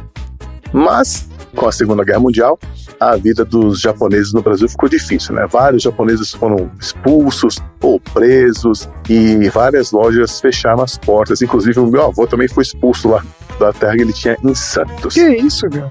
Ele tinha uma plantação de bananas perto de Santos lá. Inclusive, ele exportava para a Argentina as bananas dele. Só que aí chegou um dia a polícia lá, mandou sair todo mundo lá, confiscou tudo e meu avô foi para Mogi das Cruzes. Cara, história complicada. Bom, ao final da década de 60, a Liberdade deixou de ser uma área exclusiva dos imigrantes japoneses com a chegada de imigrantes chineses e coreanos. Em 1975, surgiu a Feirinha da Liberdade, né, com várias barracas vendendo artesanato e principalmente comida japonesa. E até hoje o bairro mantém a tradição oriental com festivais, comemorações tradicionais e eventos especializados que acontecem em diferentes épocas do ano. Foi em 75 também que a estação Liberdade de metrô foi inaugurada. Também foram instaladas lanternas japonesas nos postes, portais tradicionais japoneses que são chamados tori, o Jardim Oriental foi aberto, e tudo isso fez com que o bairro ficasse para sempre associado à comunidade japonesa. Mas, agora eu queria trazer esse assunto aleatório dentro do meu assunto aleatório. Antes de ser conhecida como bairro japonês, a Liberdade fazia parte de um território indígena e depois se tornou um bairro de muita relevância na história dos negros no Brasil. Então, relembrando um pouquinho dessa história aí que o Tom contou no episódio X, não vou lembrar agora. Em 1779 foi erguida a Capela dos Aflitos. Pertencia ao Cemitério dos Aflitos, que foi o primeiro cemitério público da cidade de São Paulo, que funcionou entre 1774 e 1858. Que nome, hein? Dos Aflitos. Exatamente porque vai ter toda essa história aí, né? Porque lá eram enterrados os negros, os indígenas e os enforcados. Caraca! Nos séculos 18 e 19, a região recebeu as casas dos primeiros negros alforriados, entre eles um chamado Francisco José das Chagas. Era um soldado negro que liderou uma revolta em Santos contra o não recebimento dos salários. E por conta disso ele foi condenado à forca. Só que no dia do enforcamento, que aconteceu em 20 de setembro de 1821, ou melhor, não aconteceu. Por quê? Porque a corda com a qual ele seria enforcado arrebentou 3 vezes. Oh, não é possível. É isso aí. E o público que assistia a execução acreditou que aquele era um sinal divino e começou a gritar liberdade, pedindo clemência para o Chaguinhas. Olha aí. É daí que veio o nome do bairro. Lá não teve jeito, o Chaguinhas foi executado a pauladas e o corpo dele foi levado para a Capela dos Aflitos. Mas por conta desse fato da corda quebrar 3 vezes, muitas pessoas começaram a acender velas no local e aí surgiu a Igreja Santa Cruz das Almas dos Enforcados em 1853.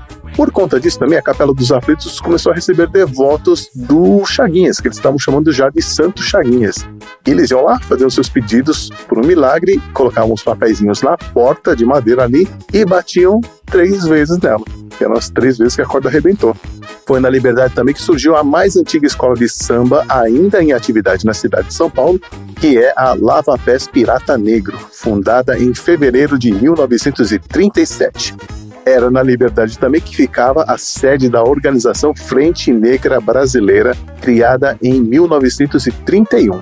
E que foi uma das primeiras organizações do século XX a exigir igualdade de direitos e que também incentivava o lançamento de candidaturas políticas negras. Ou seja, a chegada dos japoneses foi, de certa forma, uma gentrificação da região, e foi uma das primeiras periferias paulistanas. E isso fez os negros que ainda moravam ali saírem em busca de outros lugares mais baratos que eles pudessem pagar para morar. Qual que é o assunto, então? Em 2018, aconteceram 2 coisas que trouxeram de volta essa discussão sobre o bairro da Liberdade.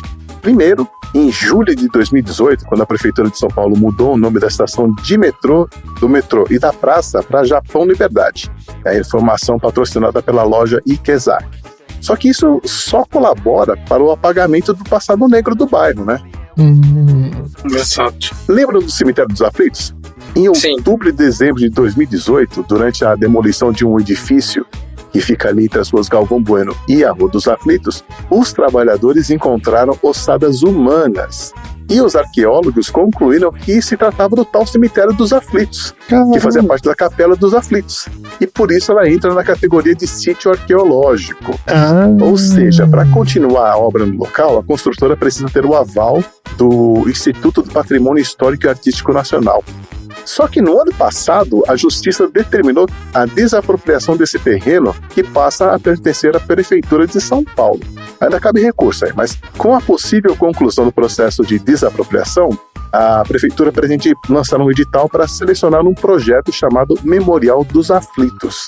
Tem até a lei que foi sancionada pelo Bruno Covas quando ele era prefeito. E o que eu acho de tudo isso sendo descendente de japoneses, né? Eu acho que a história da Liberdade não começou com a chegada dos japoneses e não vai terminar se algum dia o bairro deixar de ter essa ligação com o asiático. É um bairro que tem muita história e toda ela merece ser registrada para a posteridade, né? Então eu sou a favor de tirar o Japão do nome do metrô e da praça.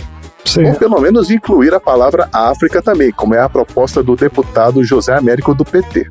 Então vamos criar ali um museu, né? Vamos preservar esse sítio arqueológico e vamos preservar principalmente essa história e aprender com os nossos erros do passado.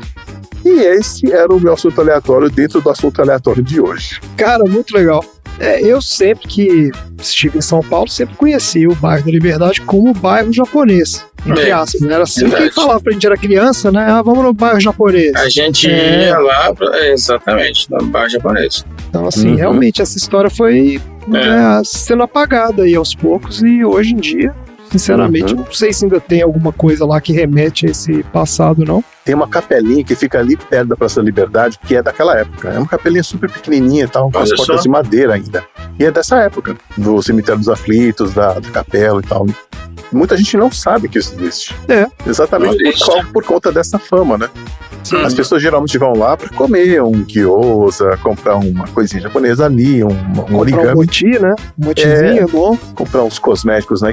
Mas assim, não costumam dar voltas ali procurando referências históricas. Essa capelinha fica ali perto. E é aberta, de domingo, inclusive, que eu fui lá, eu entrei, é uma capelinha super pequena, mas tem ali um pouco de história, assim. Então eu acho que quando a gente coloca um nome África, por exemplo, ali na estação de metrô, então ficaria Japão, Liberdade, África. Alguém vai falar, peraí, mas por que África? E aí você traz à tona essa história, né? Exato. Pô, muito legal. Tomara, né? Que os caras façam isso. É importante sempre tentar, né? Buscar essas raízes aí que realmente aos poucos vão sendo apagadas da nossa história. A história negra vai sendo apagada do mundo. Sim. É isso que vai acontecendo. Muito bom, Chico. Muito obrigado pelo excelente assunto e bora pro próximo assunto aleatório. Bora!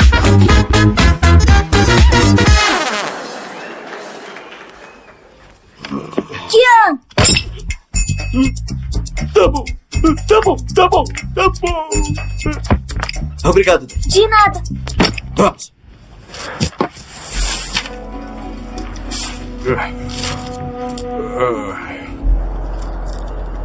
Você vai se arrepender, vai morrer! Qual é a diferença entre estes diamantes e os da minha irmã?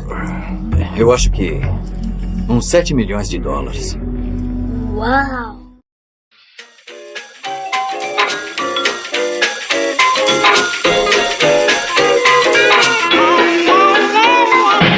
Vamos lá, Tom. Você foi agraciado com o encerramento desse episódio. Tô curioso. Né? Tá fazendo um suspense aí. Qual é o assunto aleatório da semana, Tom? O filme Arrebentando em Nova York tem o título original chamado Rumble at Bronx. E assim que eu li, na hora eu me lembrei da rima que era o seguinte: o time é o Bronx, os mano tão a pampa. Coab 2, paranoia delirante. Do rapper X. No disco Seja Como For. Esse é o trecho da música Os Mano, As Mina, cujo clipe foi gravado na rua de cima da minha querida casinha velha. Olha só. As mina, os mano, as mina, Coab 2 lá no leste, Taquera. Sério, você aparece naquele vídeo? Não, porque foi gravado no feriado e eu tava fora. É só por isso. O clipe foi gravado na rua de cima da minha querida casinha velha, no bairro da Coab de José Bonifácio, terra onde nasci e cresci na Zona Leste. E tema do meu bloco, Tonzeira Debate. Solta a vinheta, Randinho. Eu quero que você me responda rapidamente, Tom. Um sonho. Um de creme e um de doce de leite. Algo que você não vive sem. Um cafezinho quentinho é bom demais. Um medo. Cair de moto. Brasil? O Brasil é o país do futuro, né? Mas, Tom, o futuro já chegou. Ih, caralho, o futuro já chegou? Então o Brasil não deu certo. Pra finalizar, o que é a vida? A vida é uma sessão de aleatoriedades. Hoje estamos muito bairristas. Sim. Cada um falando literalmente do seu bairro. Apesar do Xi não ser da Liberdade. E do Dudu falar da flauta. Então, tem nada a ver, na verdade. E do Dudu não ser boliviano e nem peruano. Ai, meu Deus do céu. E nem saber tocar a música do Titanic. Vou treinar. A Coab José Bonifácio é um conjunto habitacional localizado na região de Itaquera, na cidade de São Paulo. E a história da Coab remonta ao início de 1980, quando a Companhia Metropolitana de Habitação iniciou a construção de conjuntos habitacionais na região, a Coab 1 e a Coab 2.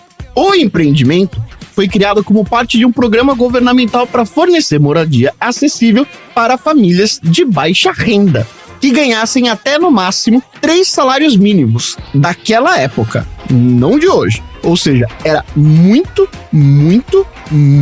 baixa renda. Certo. E de acordo com a tia Araju D'Andrea, a trajetória do bairro remonta ao longínquo anos de 1620, quando surgiram as primeiras referências àquilo que era denominada Roça Itaquera, situada nos limites do aldeamento de São Miguel. 2 séculos e meio para frente, o acontecimento do desenvolvimento da região graças à estação de trem de Itaquera, que foi fundada em 1875 e fazia parte do ramal da Central do Brasil, de tão longe que era. O impacto da chegada da estrada de ferro foi enorme na região, propiciando o transporte de seus moradores a outras regiões e das mercadorias produzidas em Itaquera para o centro de São Paulo. E foi também ao redor da estação que se consolidou o pujante centro comercial que reside lá até hoje. E a história de Itaquera e da Coab está muito atrelada com o desenvolvimento do transporte ferroviário. A ocupação de Itaquera começou a ocorrer de verdade mais ou menos em 1970. Foi nessa década também que surgiram as primeiras favelas na região, mas só em 1980 que começou a ter efetivamente uma explosão demográfica potencializada principalmente pelo fenômeno urbanístico e social que marcaria para sempre a história do bairro, que foi a fundação das Coabs. A área que faz parte hoje do conjunto habitacional José Bonifácio pertence desde 1966 àquilo que era o Instituto Nacional de Previdência Social, ou INPS. A política habitacional dos anos 70 era exemplar no sentido de dar exemplo, não como funcionar como referência a ser alardeado por aí.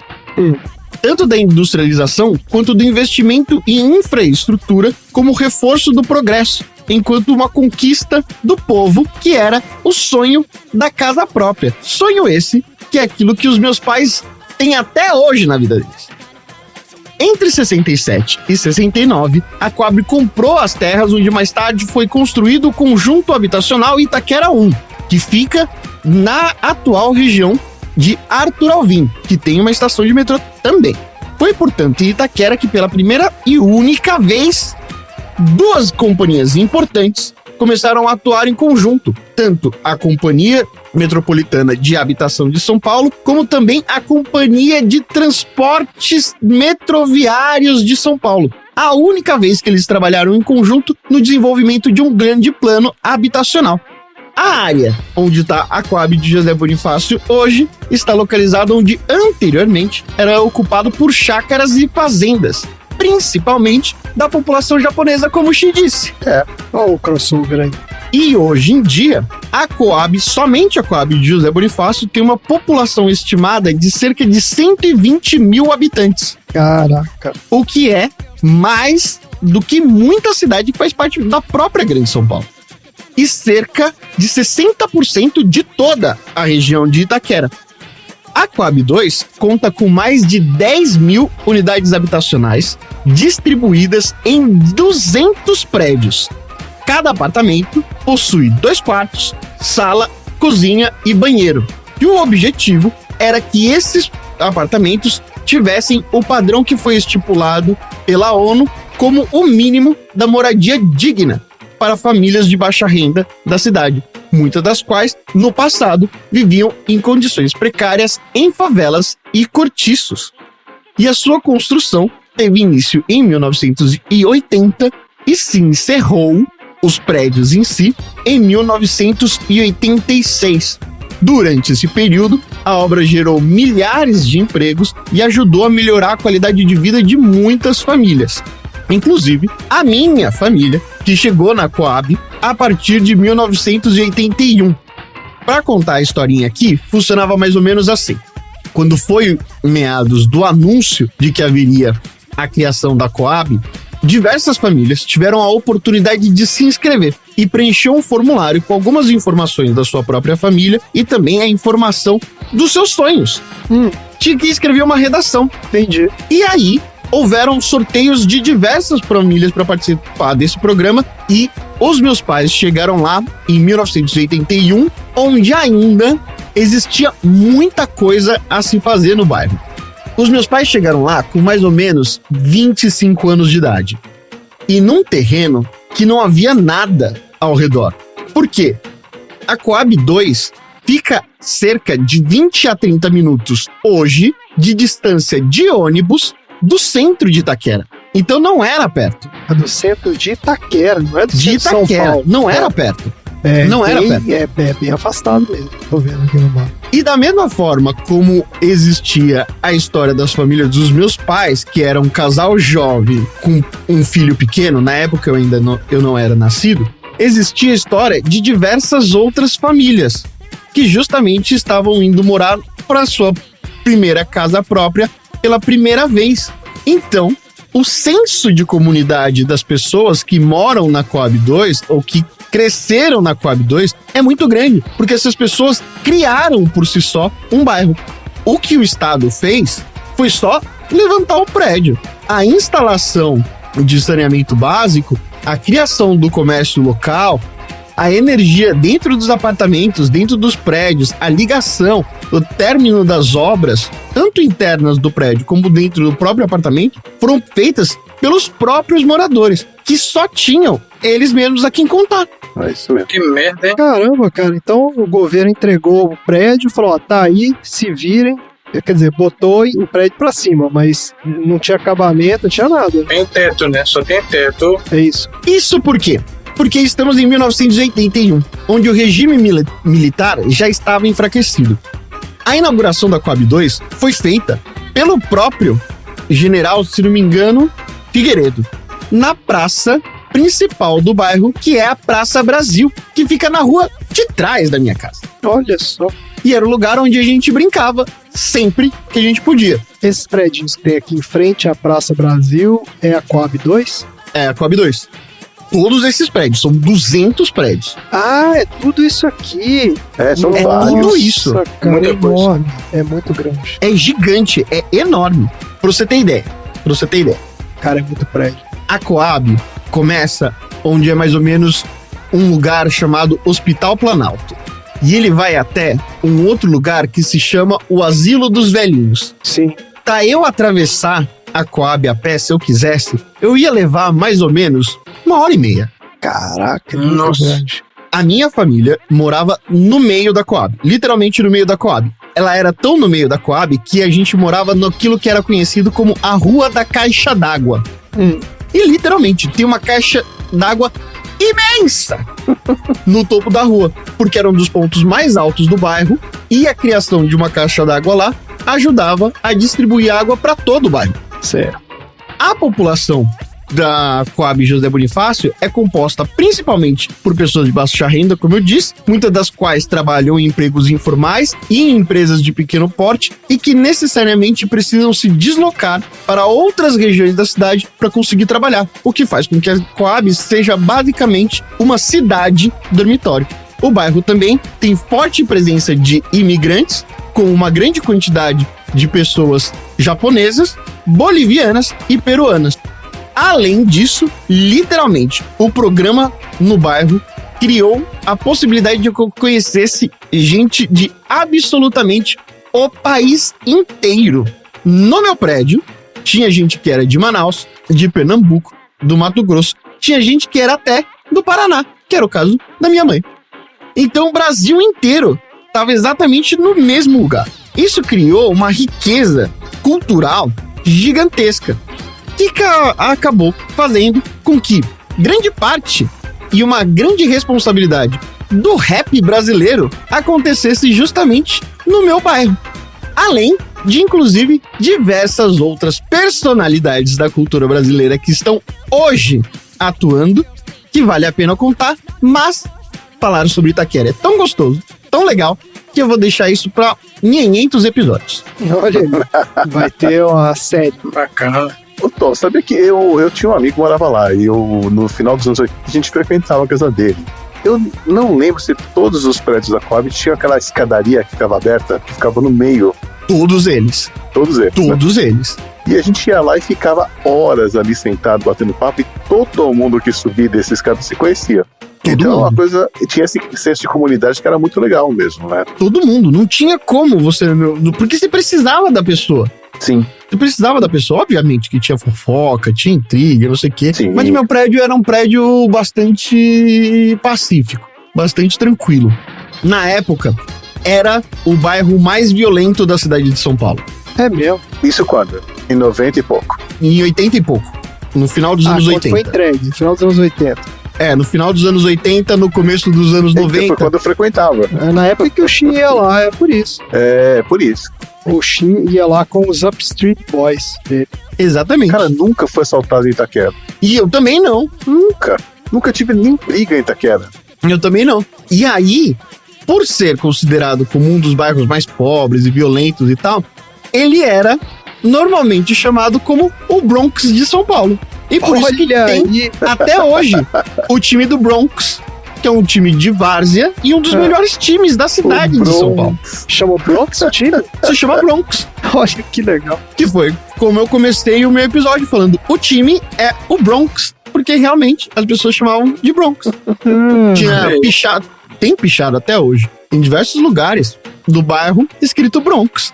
Mas é Bronx por causa disso mesmo, por causa da fama porque de Bronx Nova York. era o mais violento de Nova York na época. Caraca, olha aí. Por causa do conflito de gangues. E era uma pegada meio Warriors, então, lá, né? Meio Warriors, e também tinha muito racha. Ah, é? Tinha o lance do racha ali também? Tinha muito racha de carro. Qual avenida que a galera fazia o racha? Najib Farah Maluf. O Maluf foi um cara muito importante pra Coab 2. Pra Coabs em geral. E aí, em uma deles, acho que ele é o nome da mãe dele, se não me engano. Que vai desde o asilo dos velhinhos, que é o começo, uma parte do começo da Coab, até o que em 2000 foi criada a estação de trem chamada Estação José Bonifácio, que facilitou muito a vida de todo mundo, principalmente a minha. Mas ainda assim, o negócio ficava no final da rua de casa e levava 10 minutos, 15 minutos pra chegar lá a pé. Caraca. Eu tô tentando me localizar aqui no mapa. Realmente Itaquera é muito grande. Eu tava vendo aqui que tem 200 mil habitantes só em Itaquera. É muito grande, cara. Tem essa Coab aqui, que é em frente ao que você falou lá do Praça Brasil. Da Praça Brasil, que era onde eu morava. Então, mas aqui não tem 200 prédios. Aqui tem menos. Aí tem 200 prédios. Não pode, então. Aqui nesse pedacinho... Não, nesse pedacinho não. Durante o bairro inteiro. Não, isso que eu tô falando. Porque, na verdade, são vários conjuntos, né, que tem em vários lugares. Então, é porque tem um outro aqui, tem uns que são enormes. Tem esse aí que você tava, era até um dos menores aqui. É. Tem uns gigantescos. Tem uns gigantescos. Qual que era que você frequentava, X, você lembra? Ou mais então, ou menos eu há 2 anos, eu fui entregar um gato que foi adotado por um casal que morava na Coab.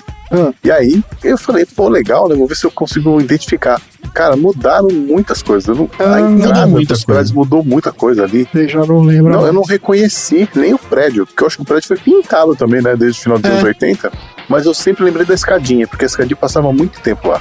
E eu lembro que era aberto, porque quando chovia a gente se molhava todo pra chegar lá em cima, então. Era aquelas escadarias que vazada. Era só uma gradinha de ferro só.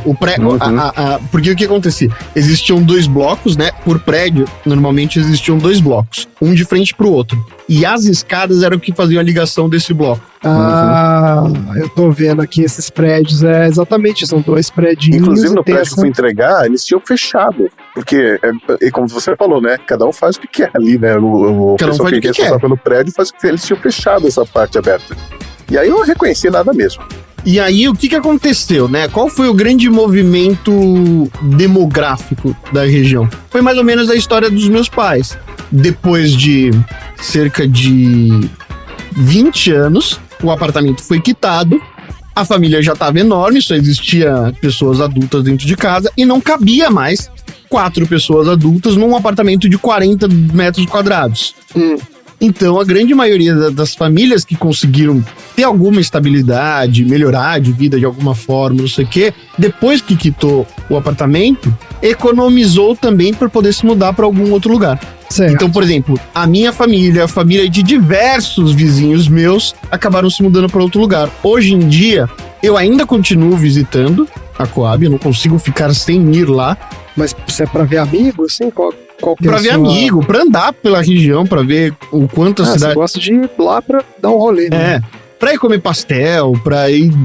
Ó, tô vendo que tem uma acarajé da Baiana aqui, ó, Tom. Passear no Parque Raul Seixas. Pra passear no Parque Raul Seixas.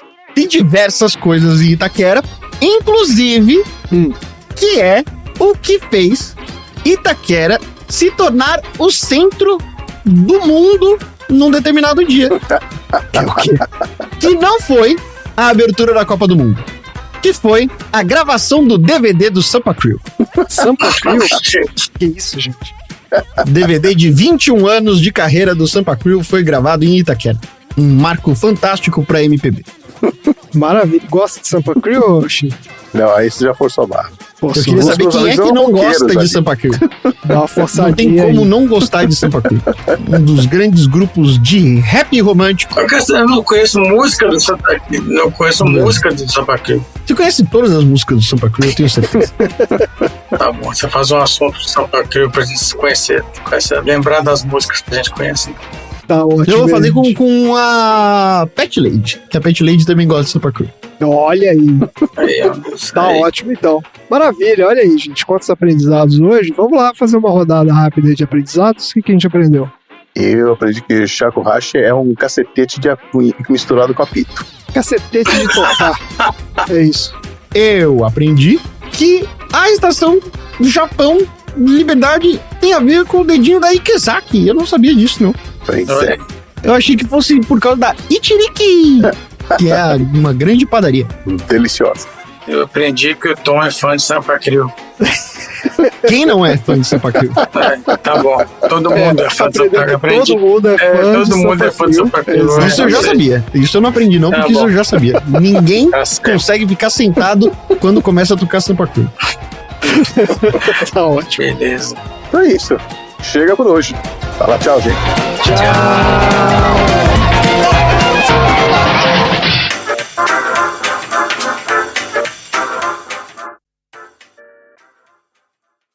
Fim da... E juntamente com... Aí desceu sozinho, desse que paga.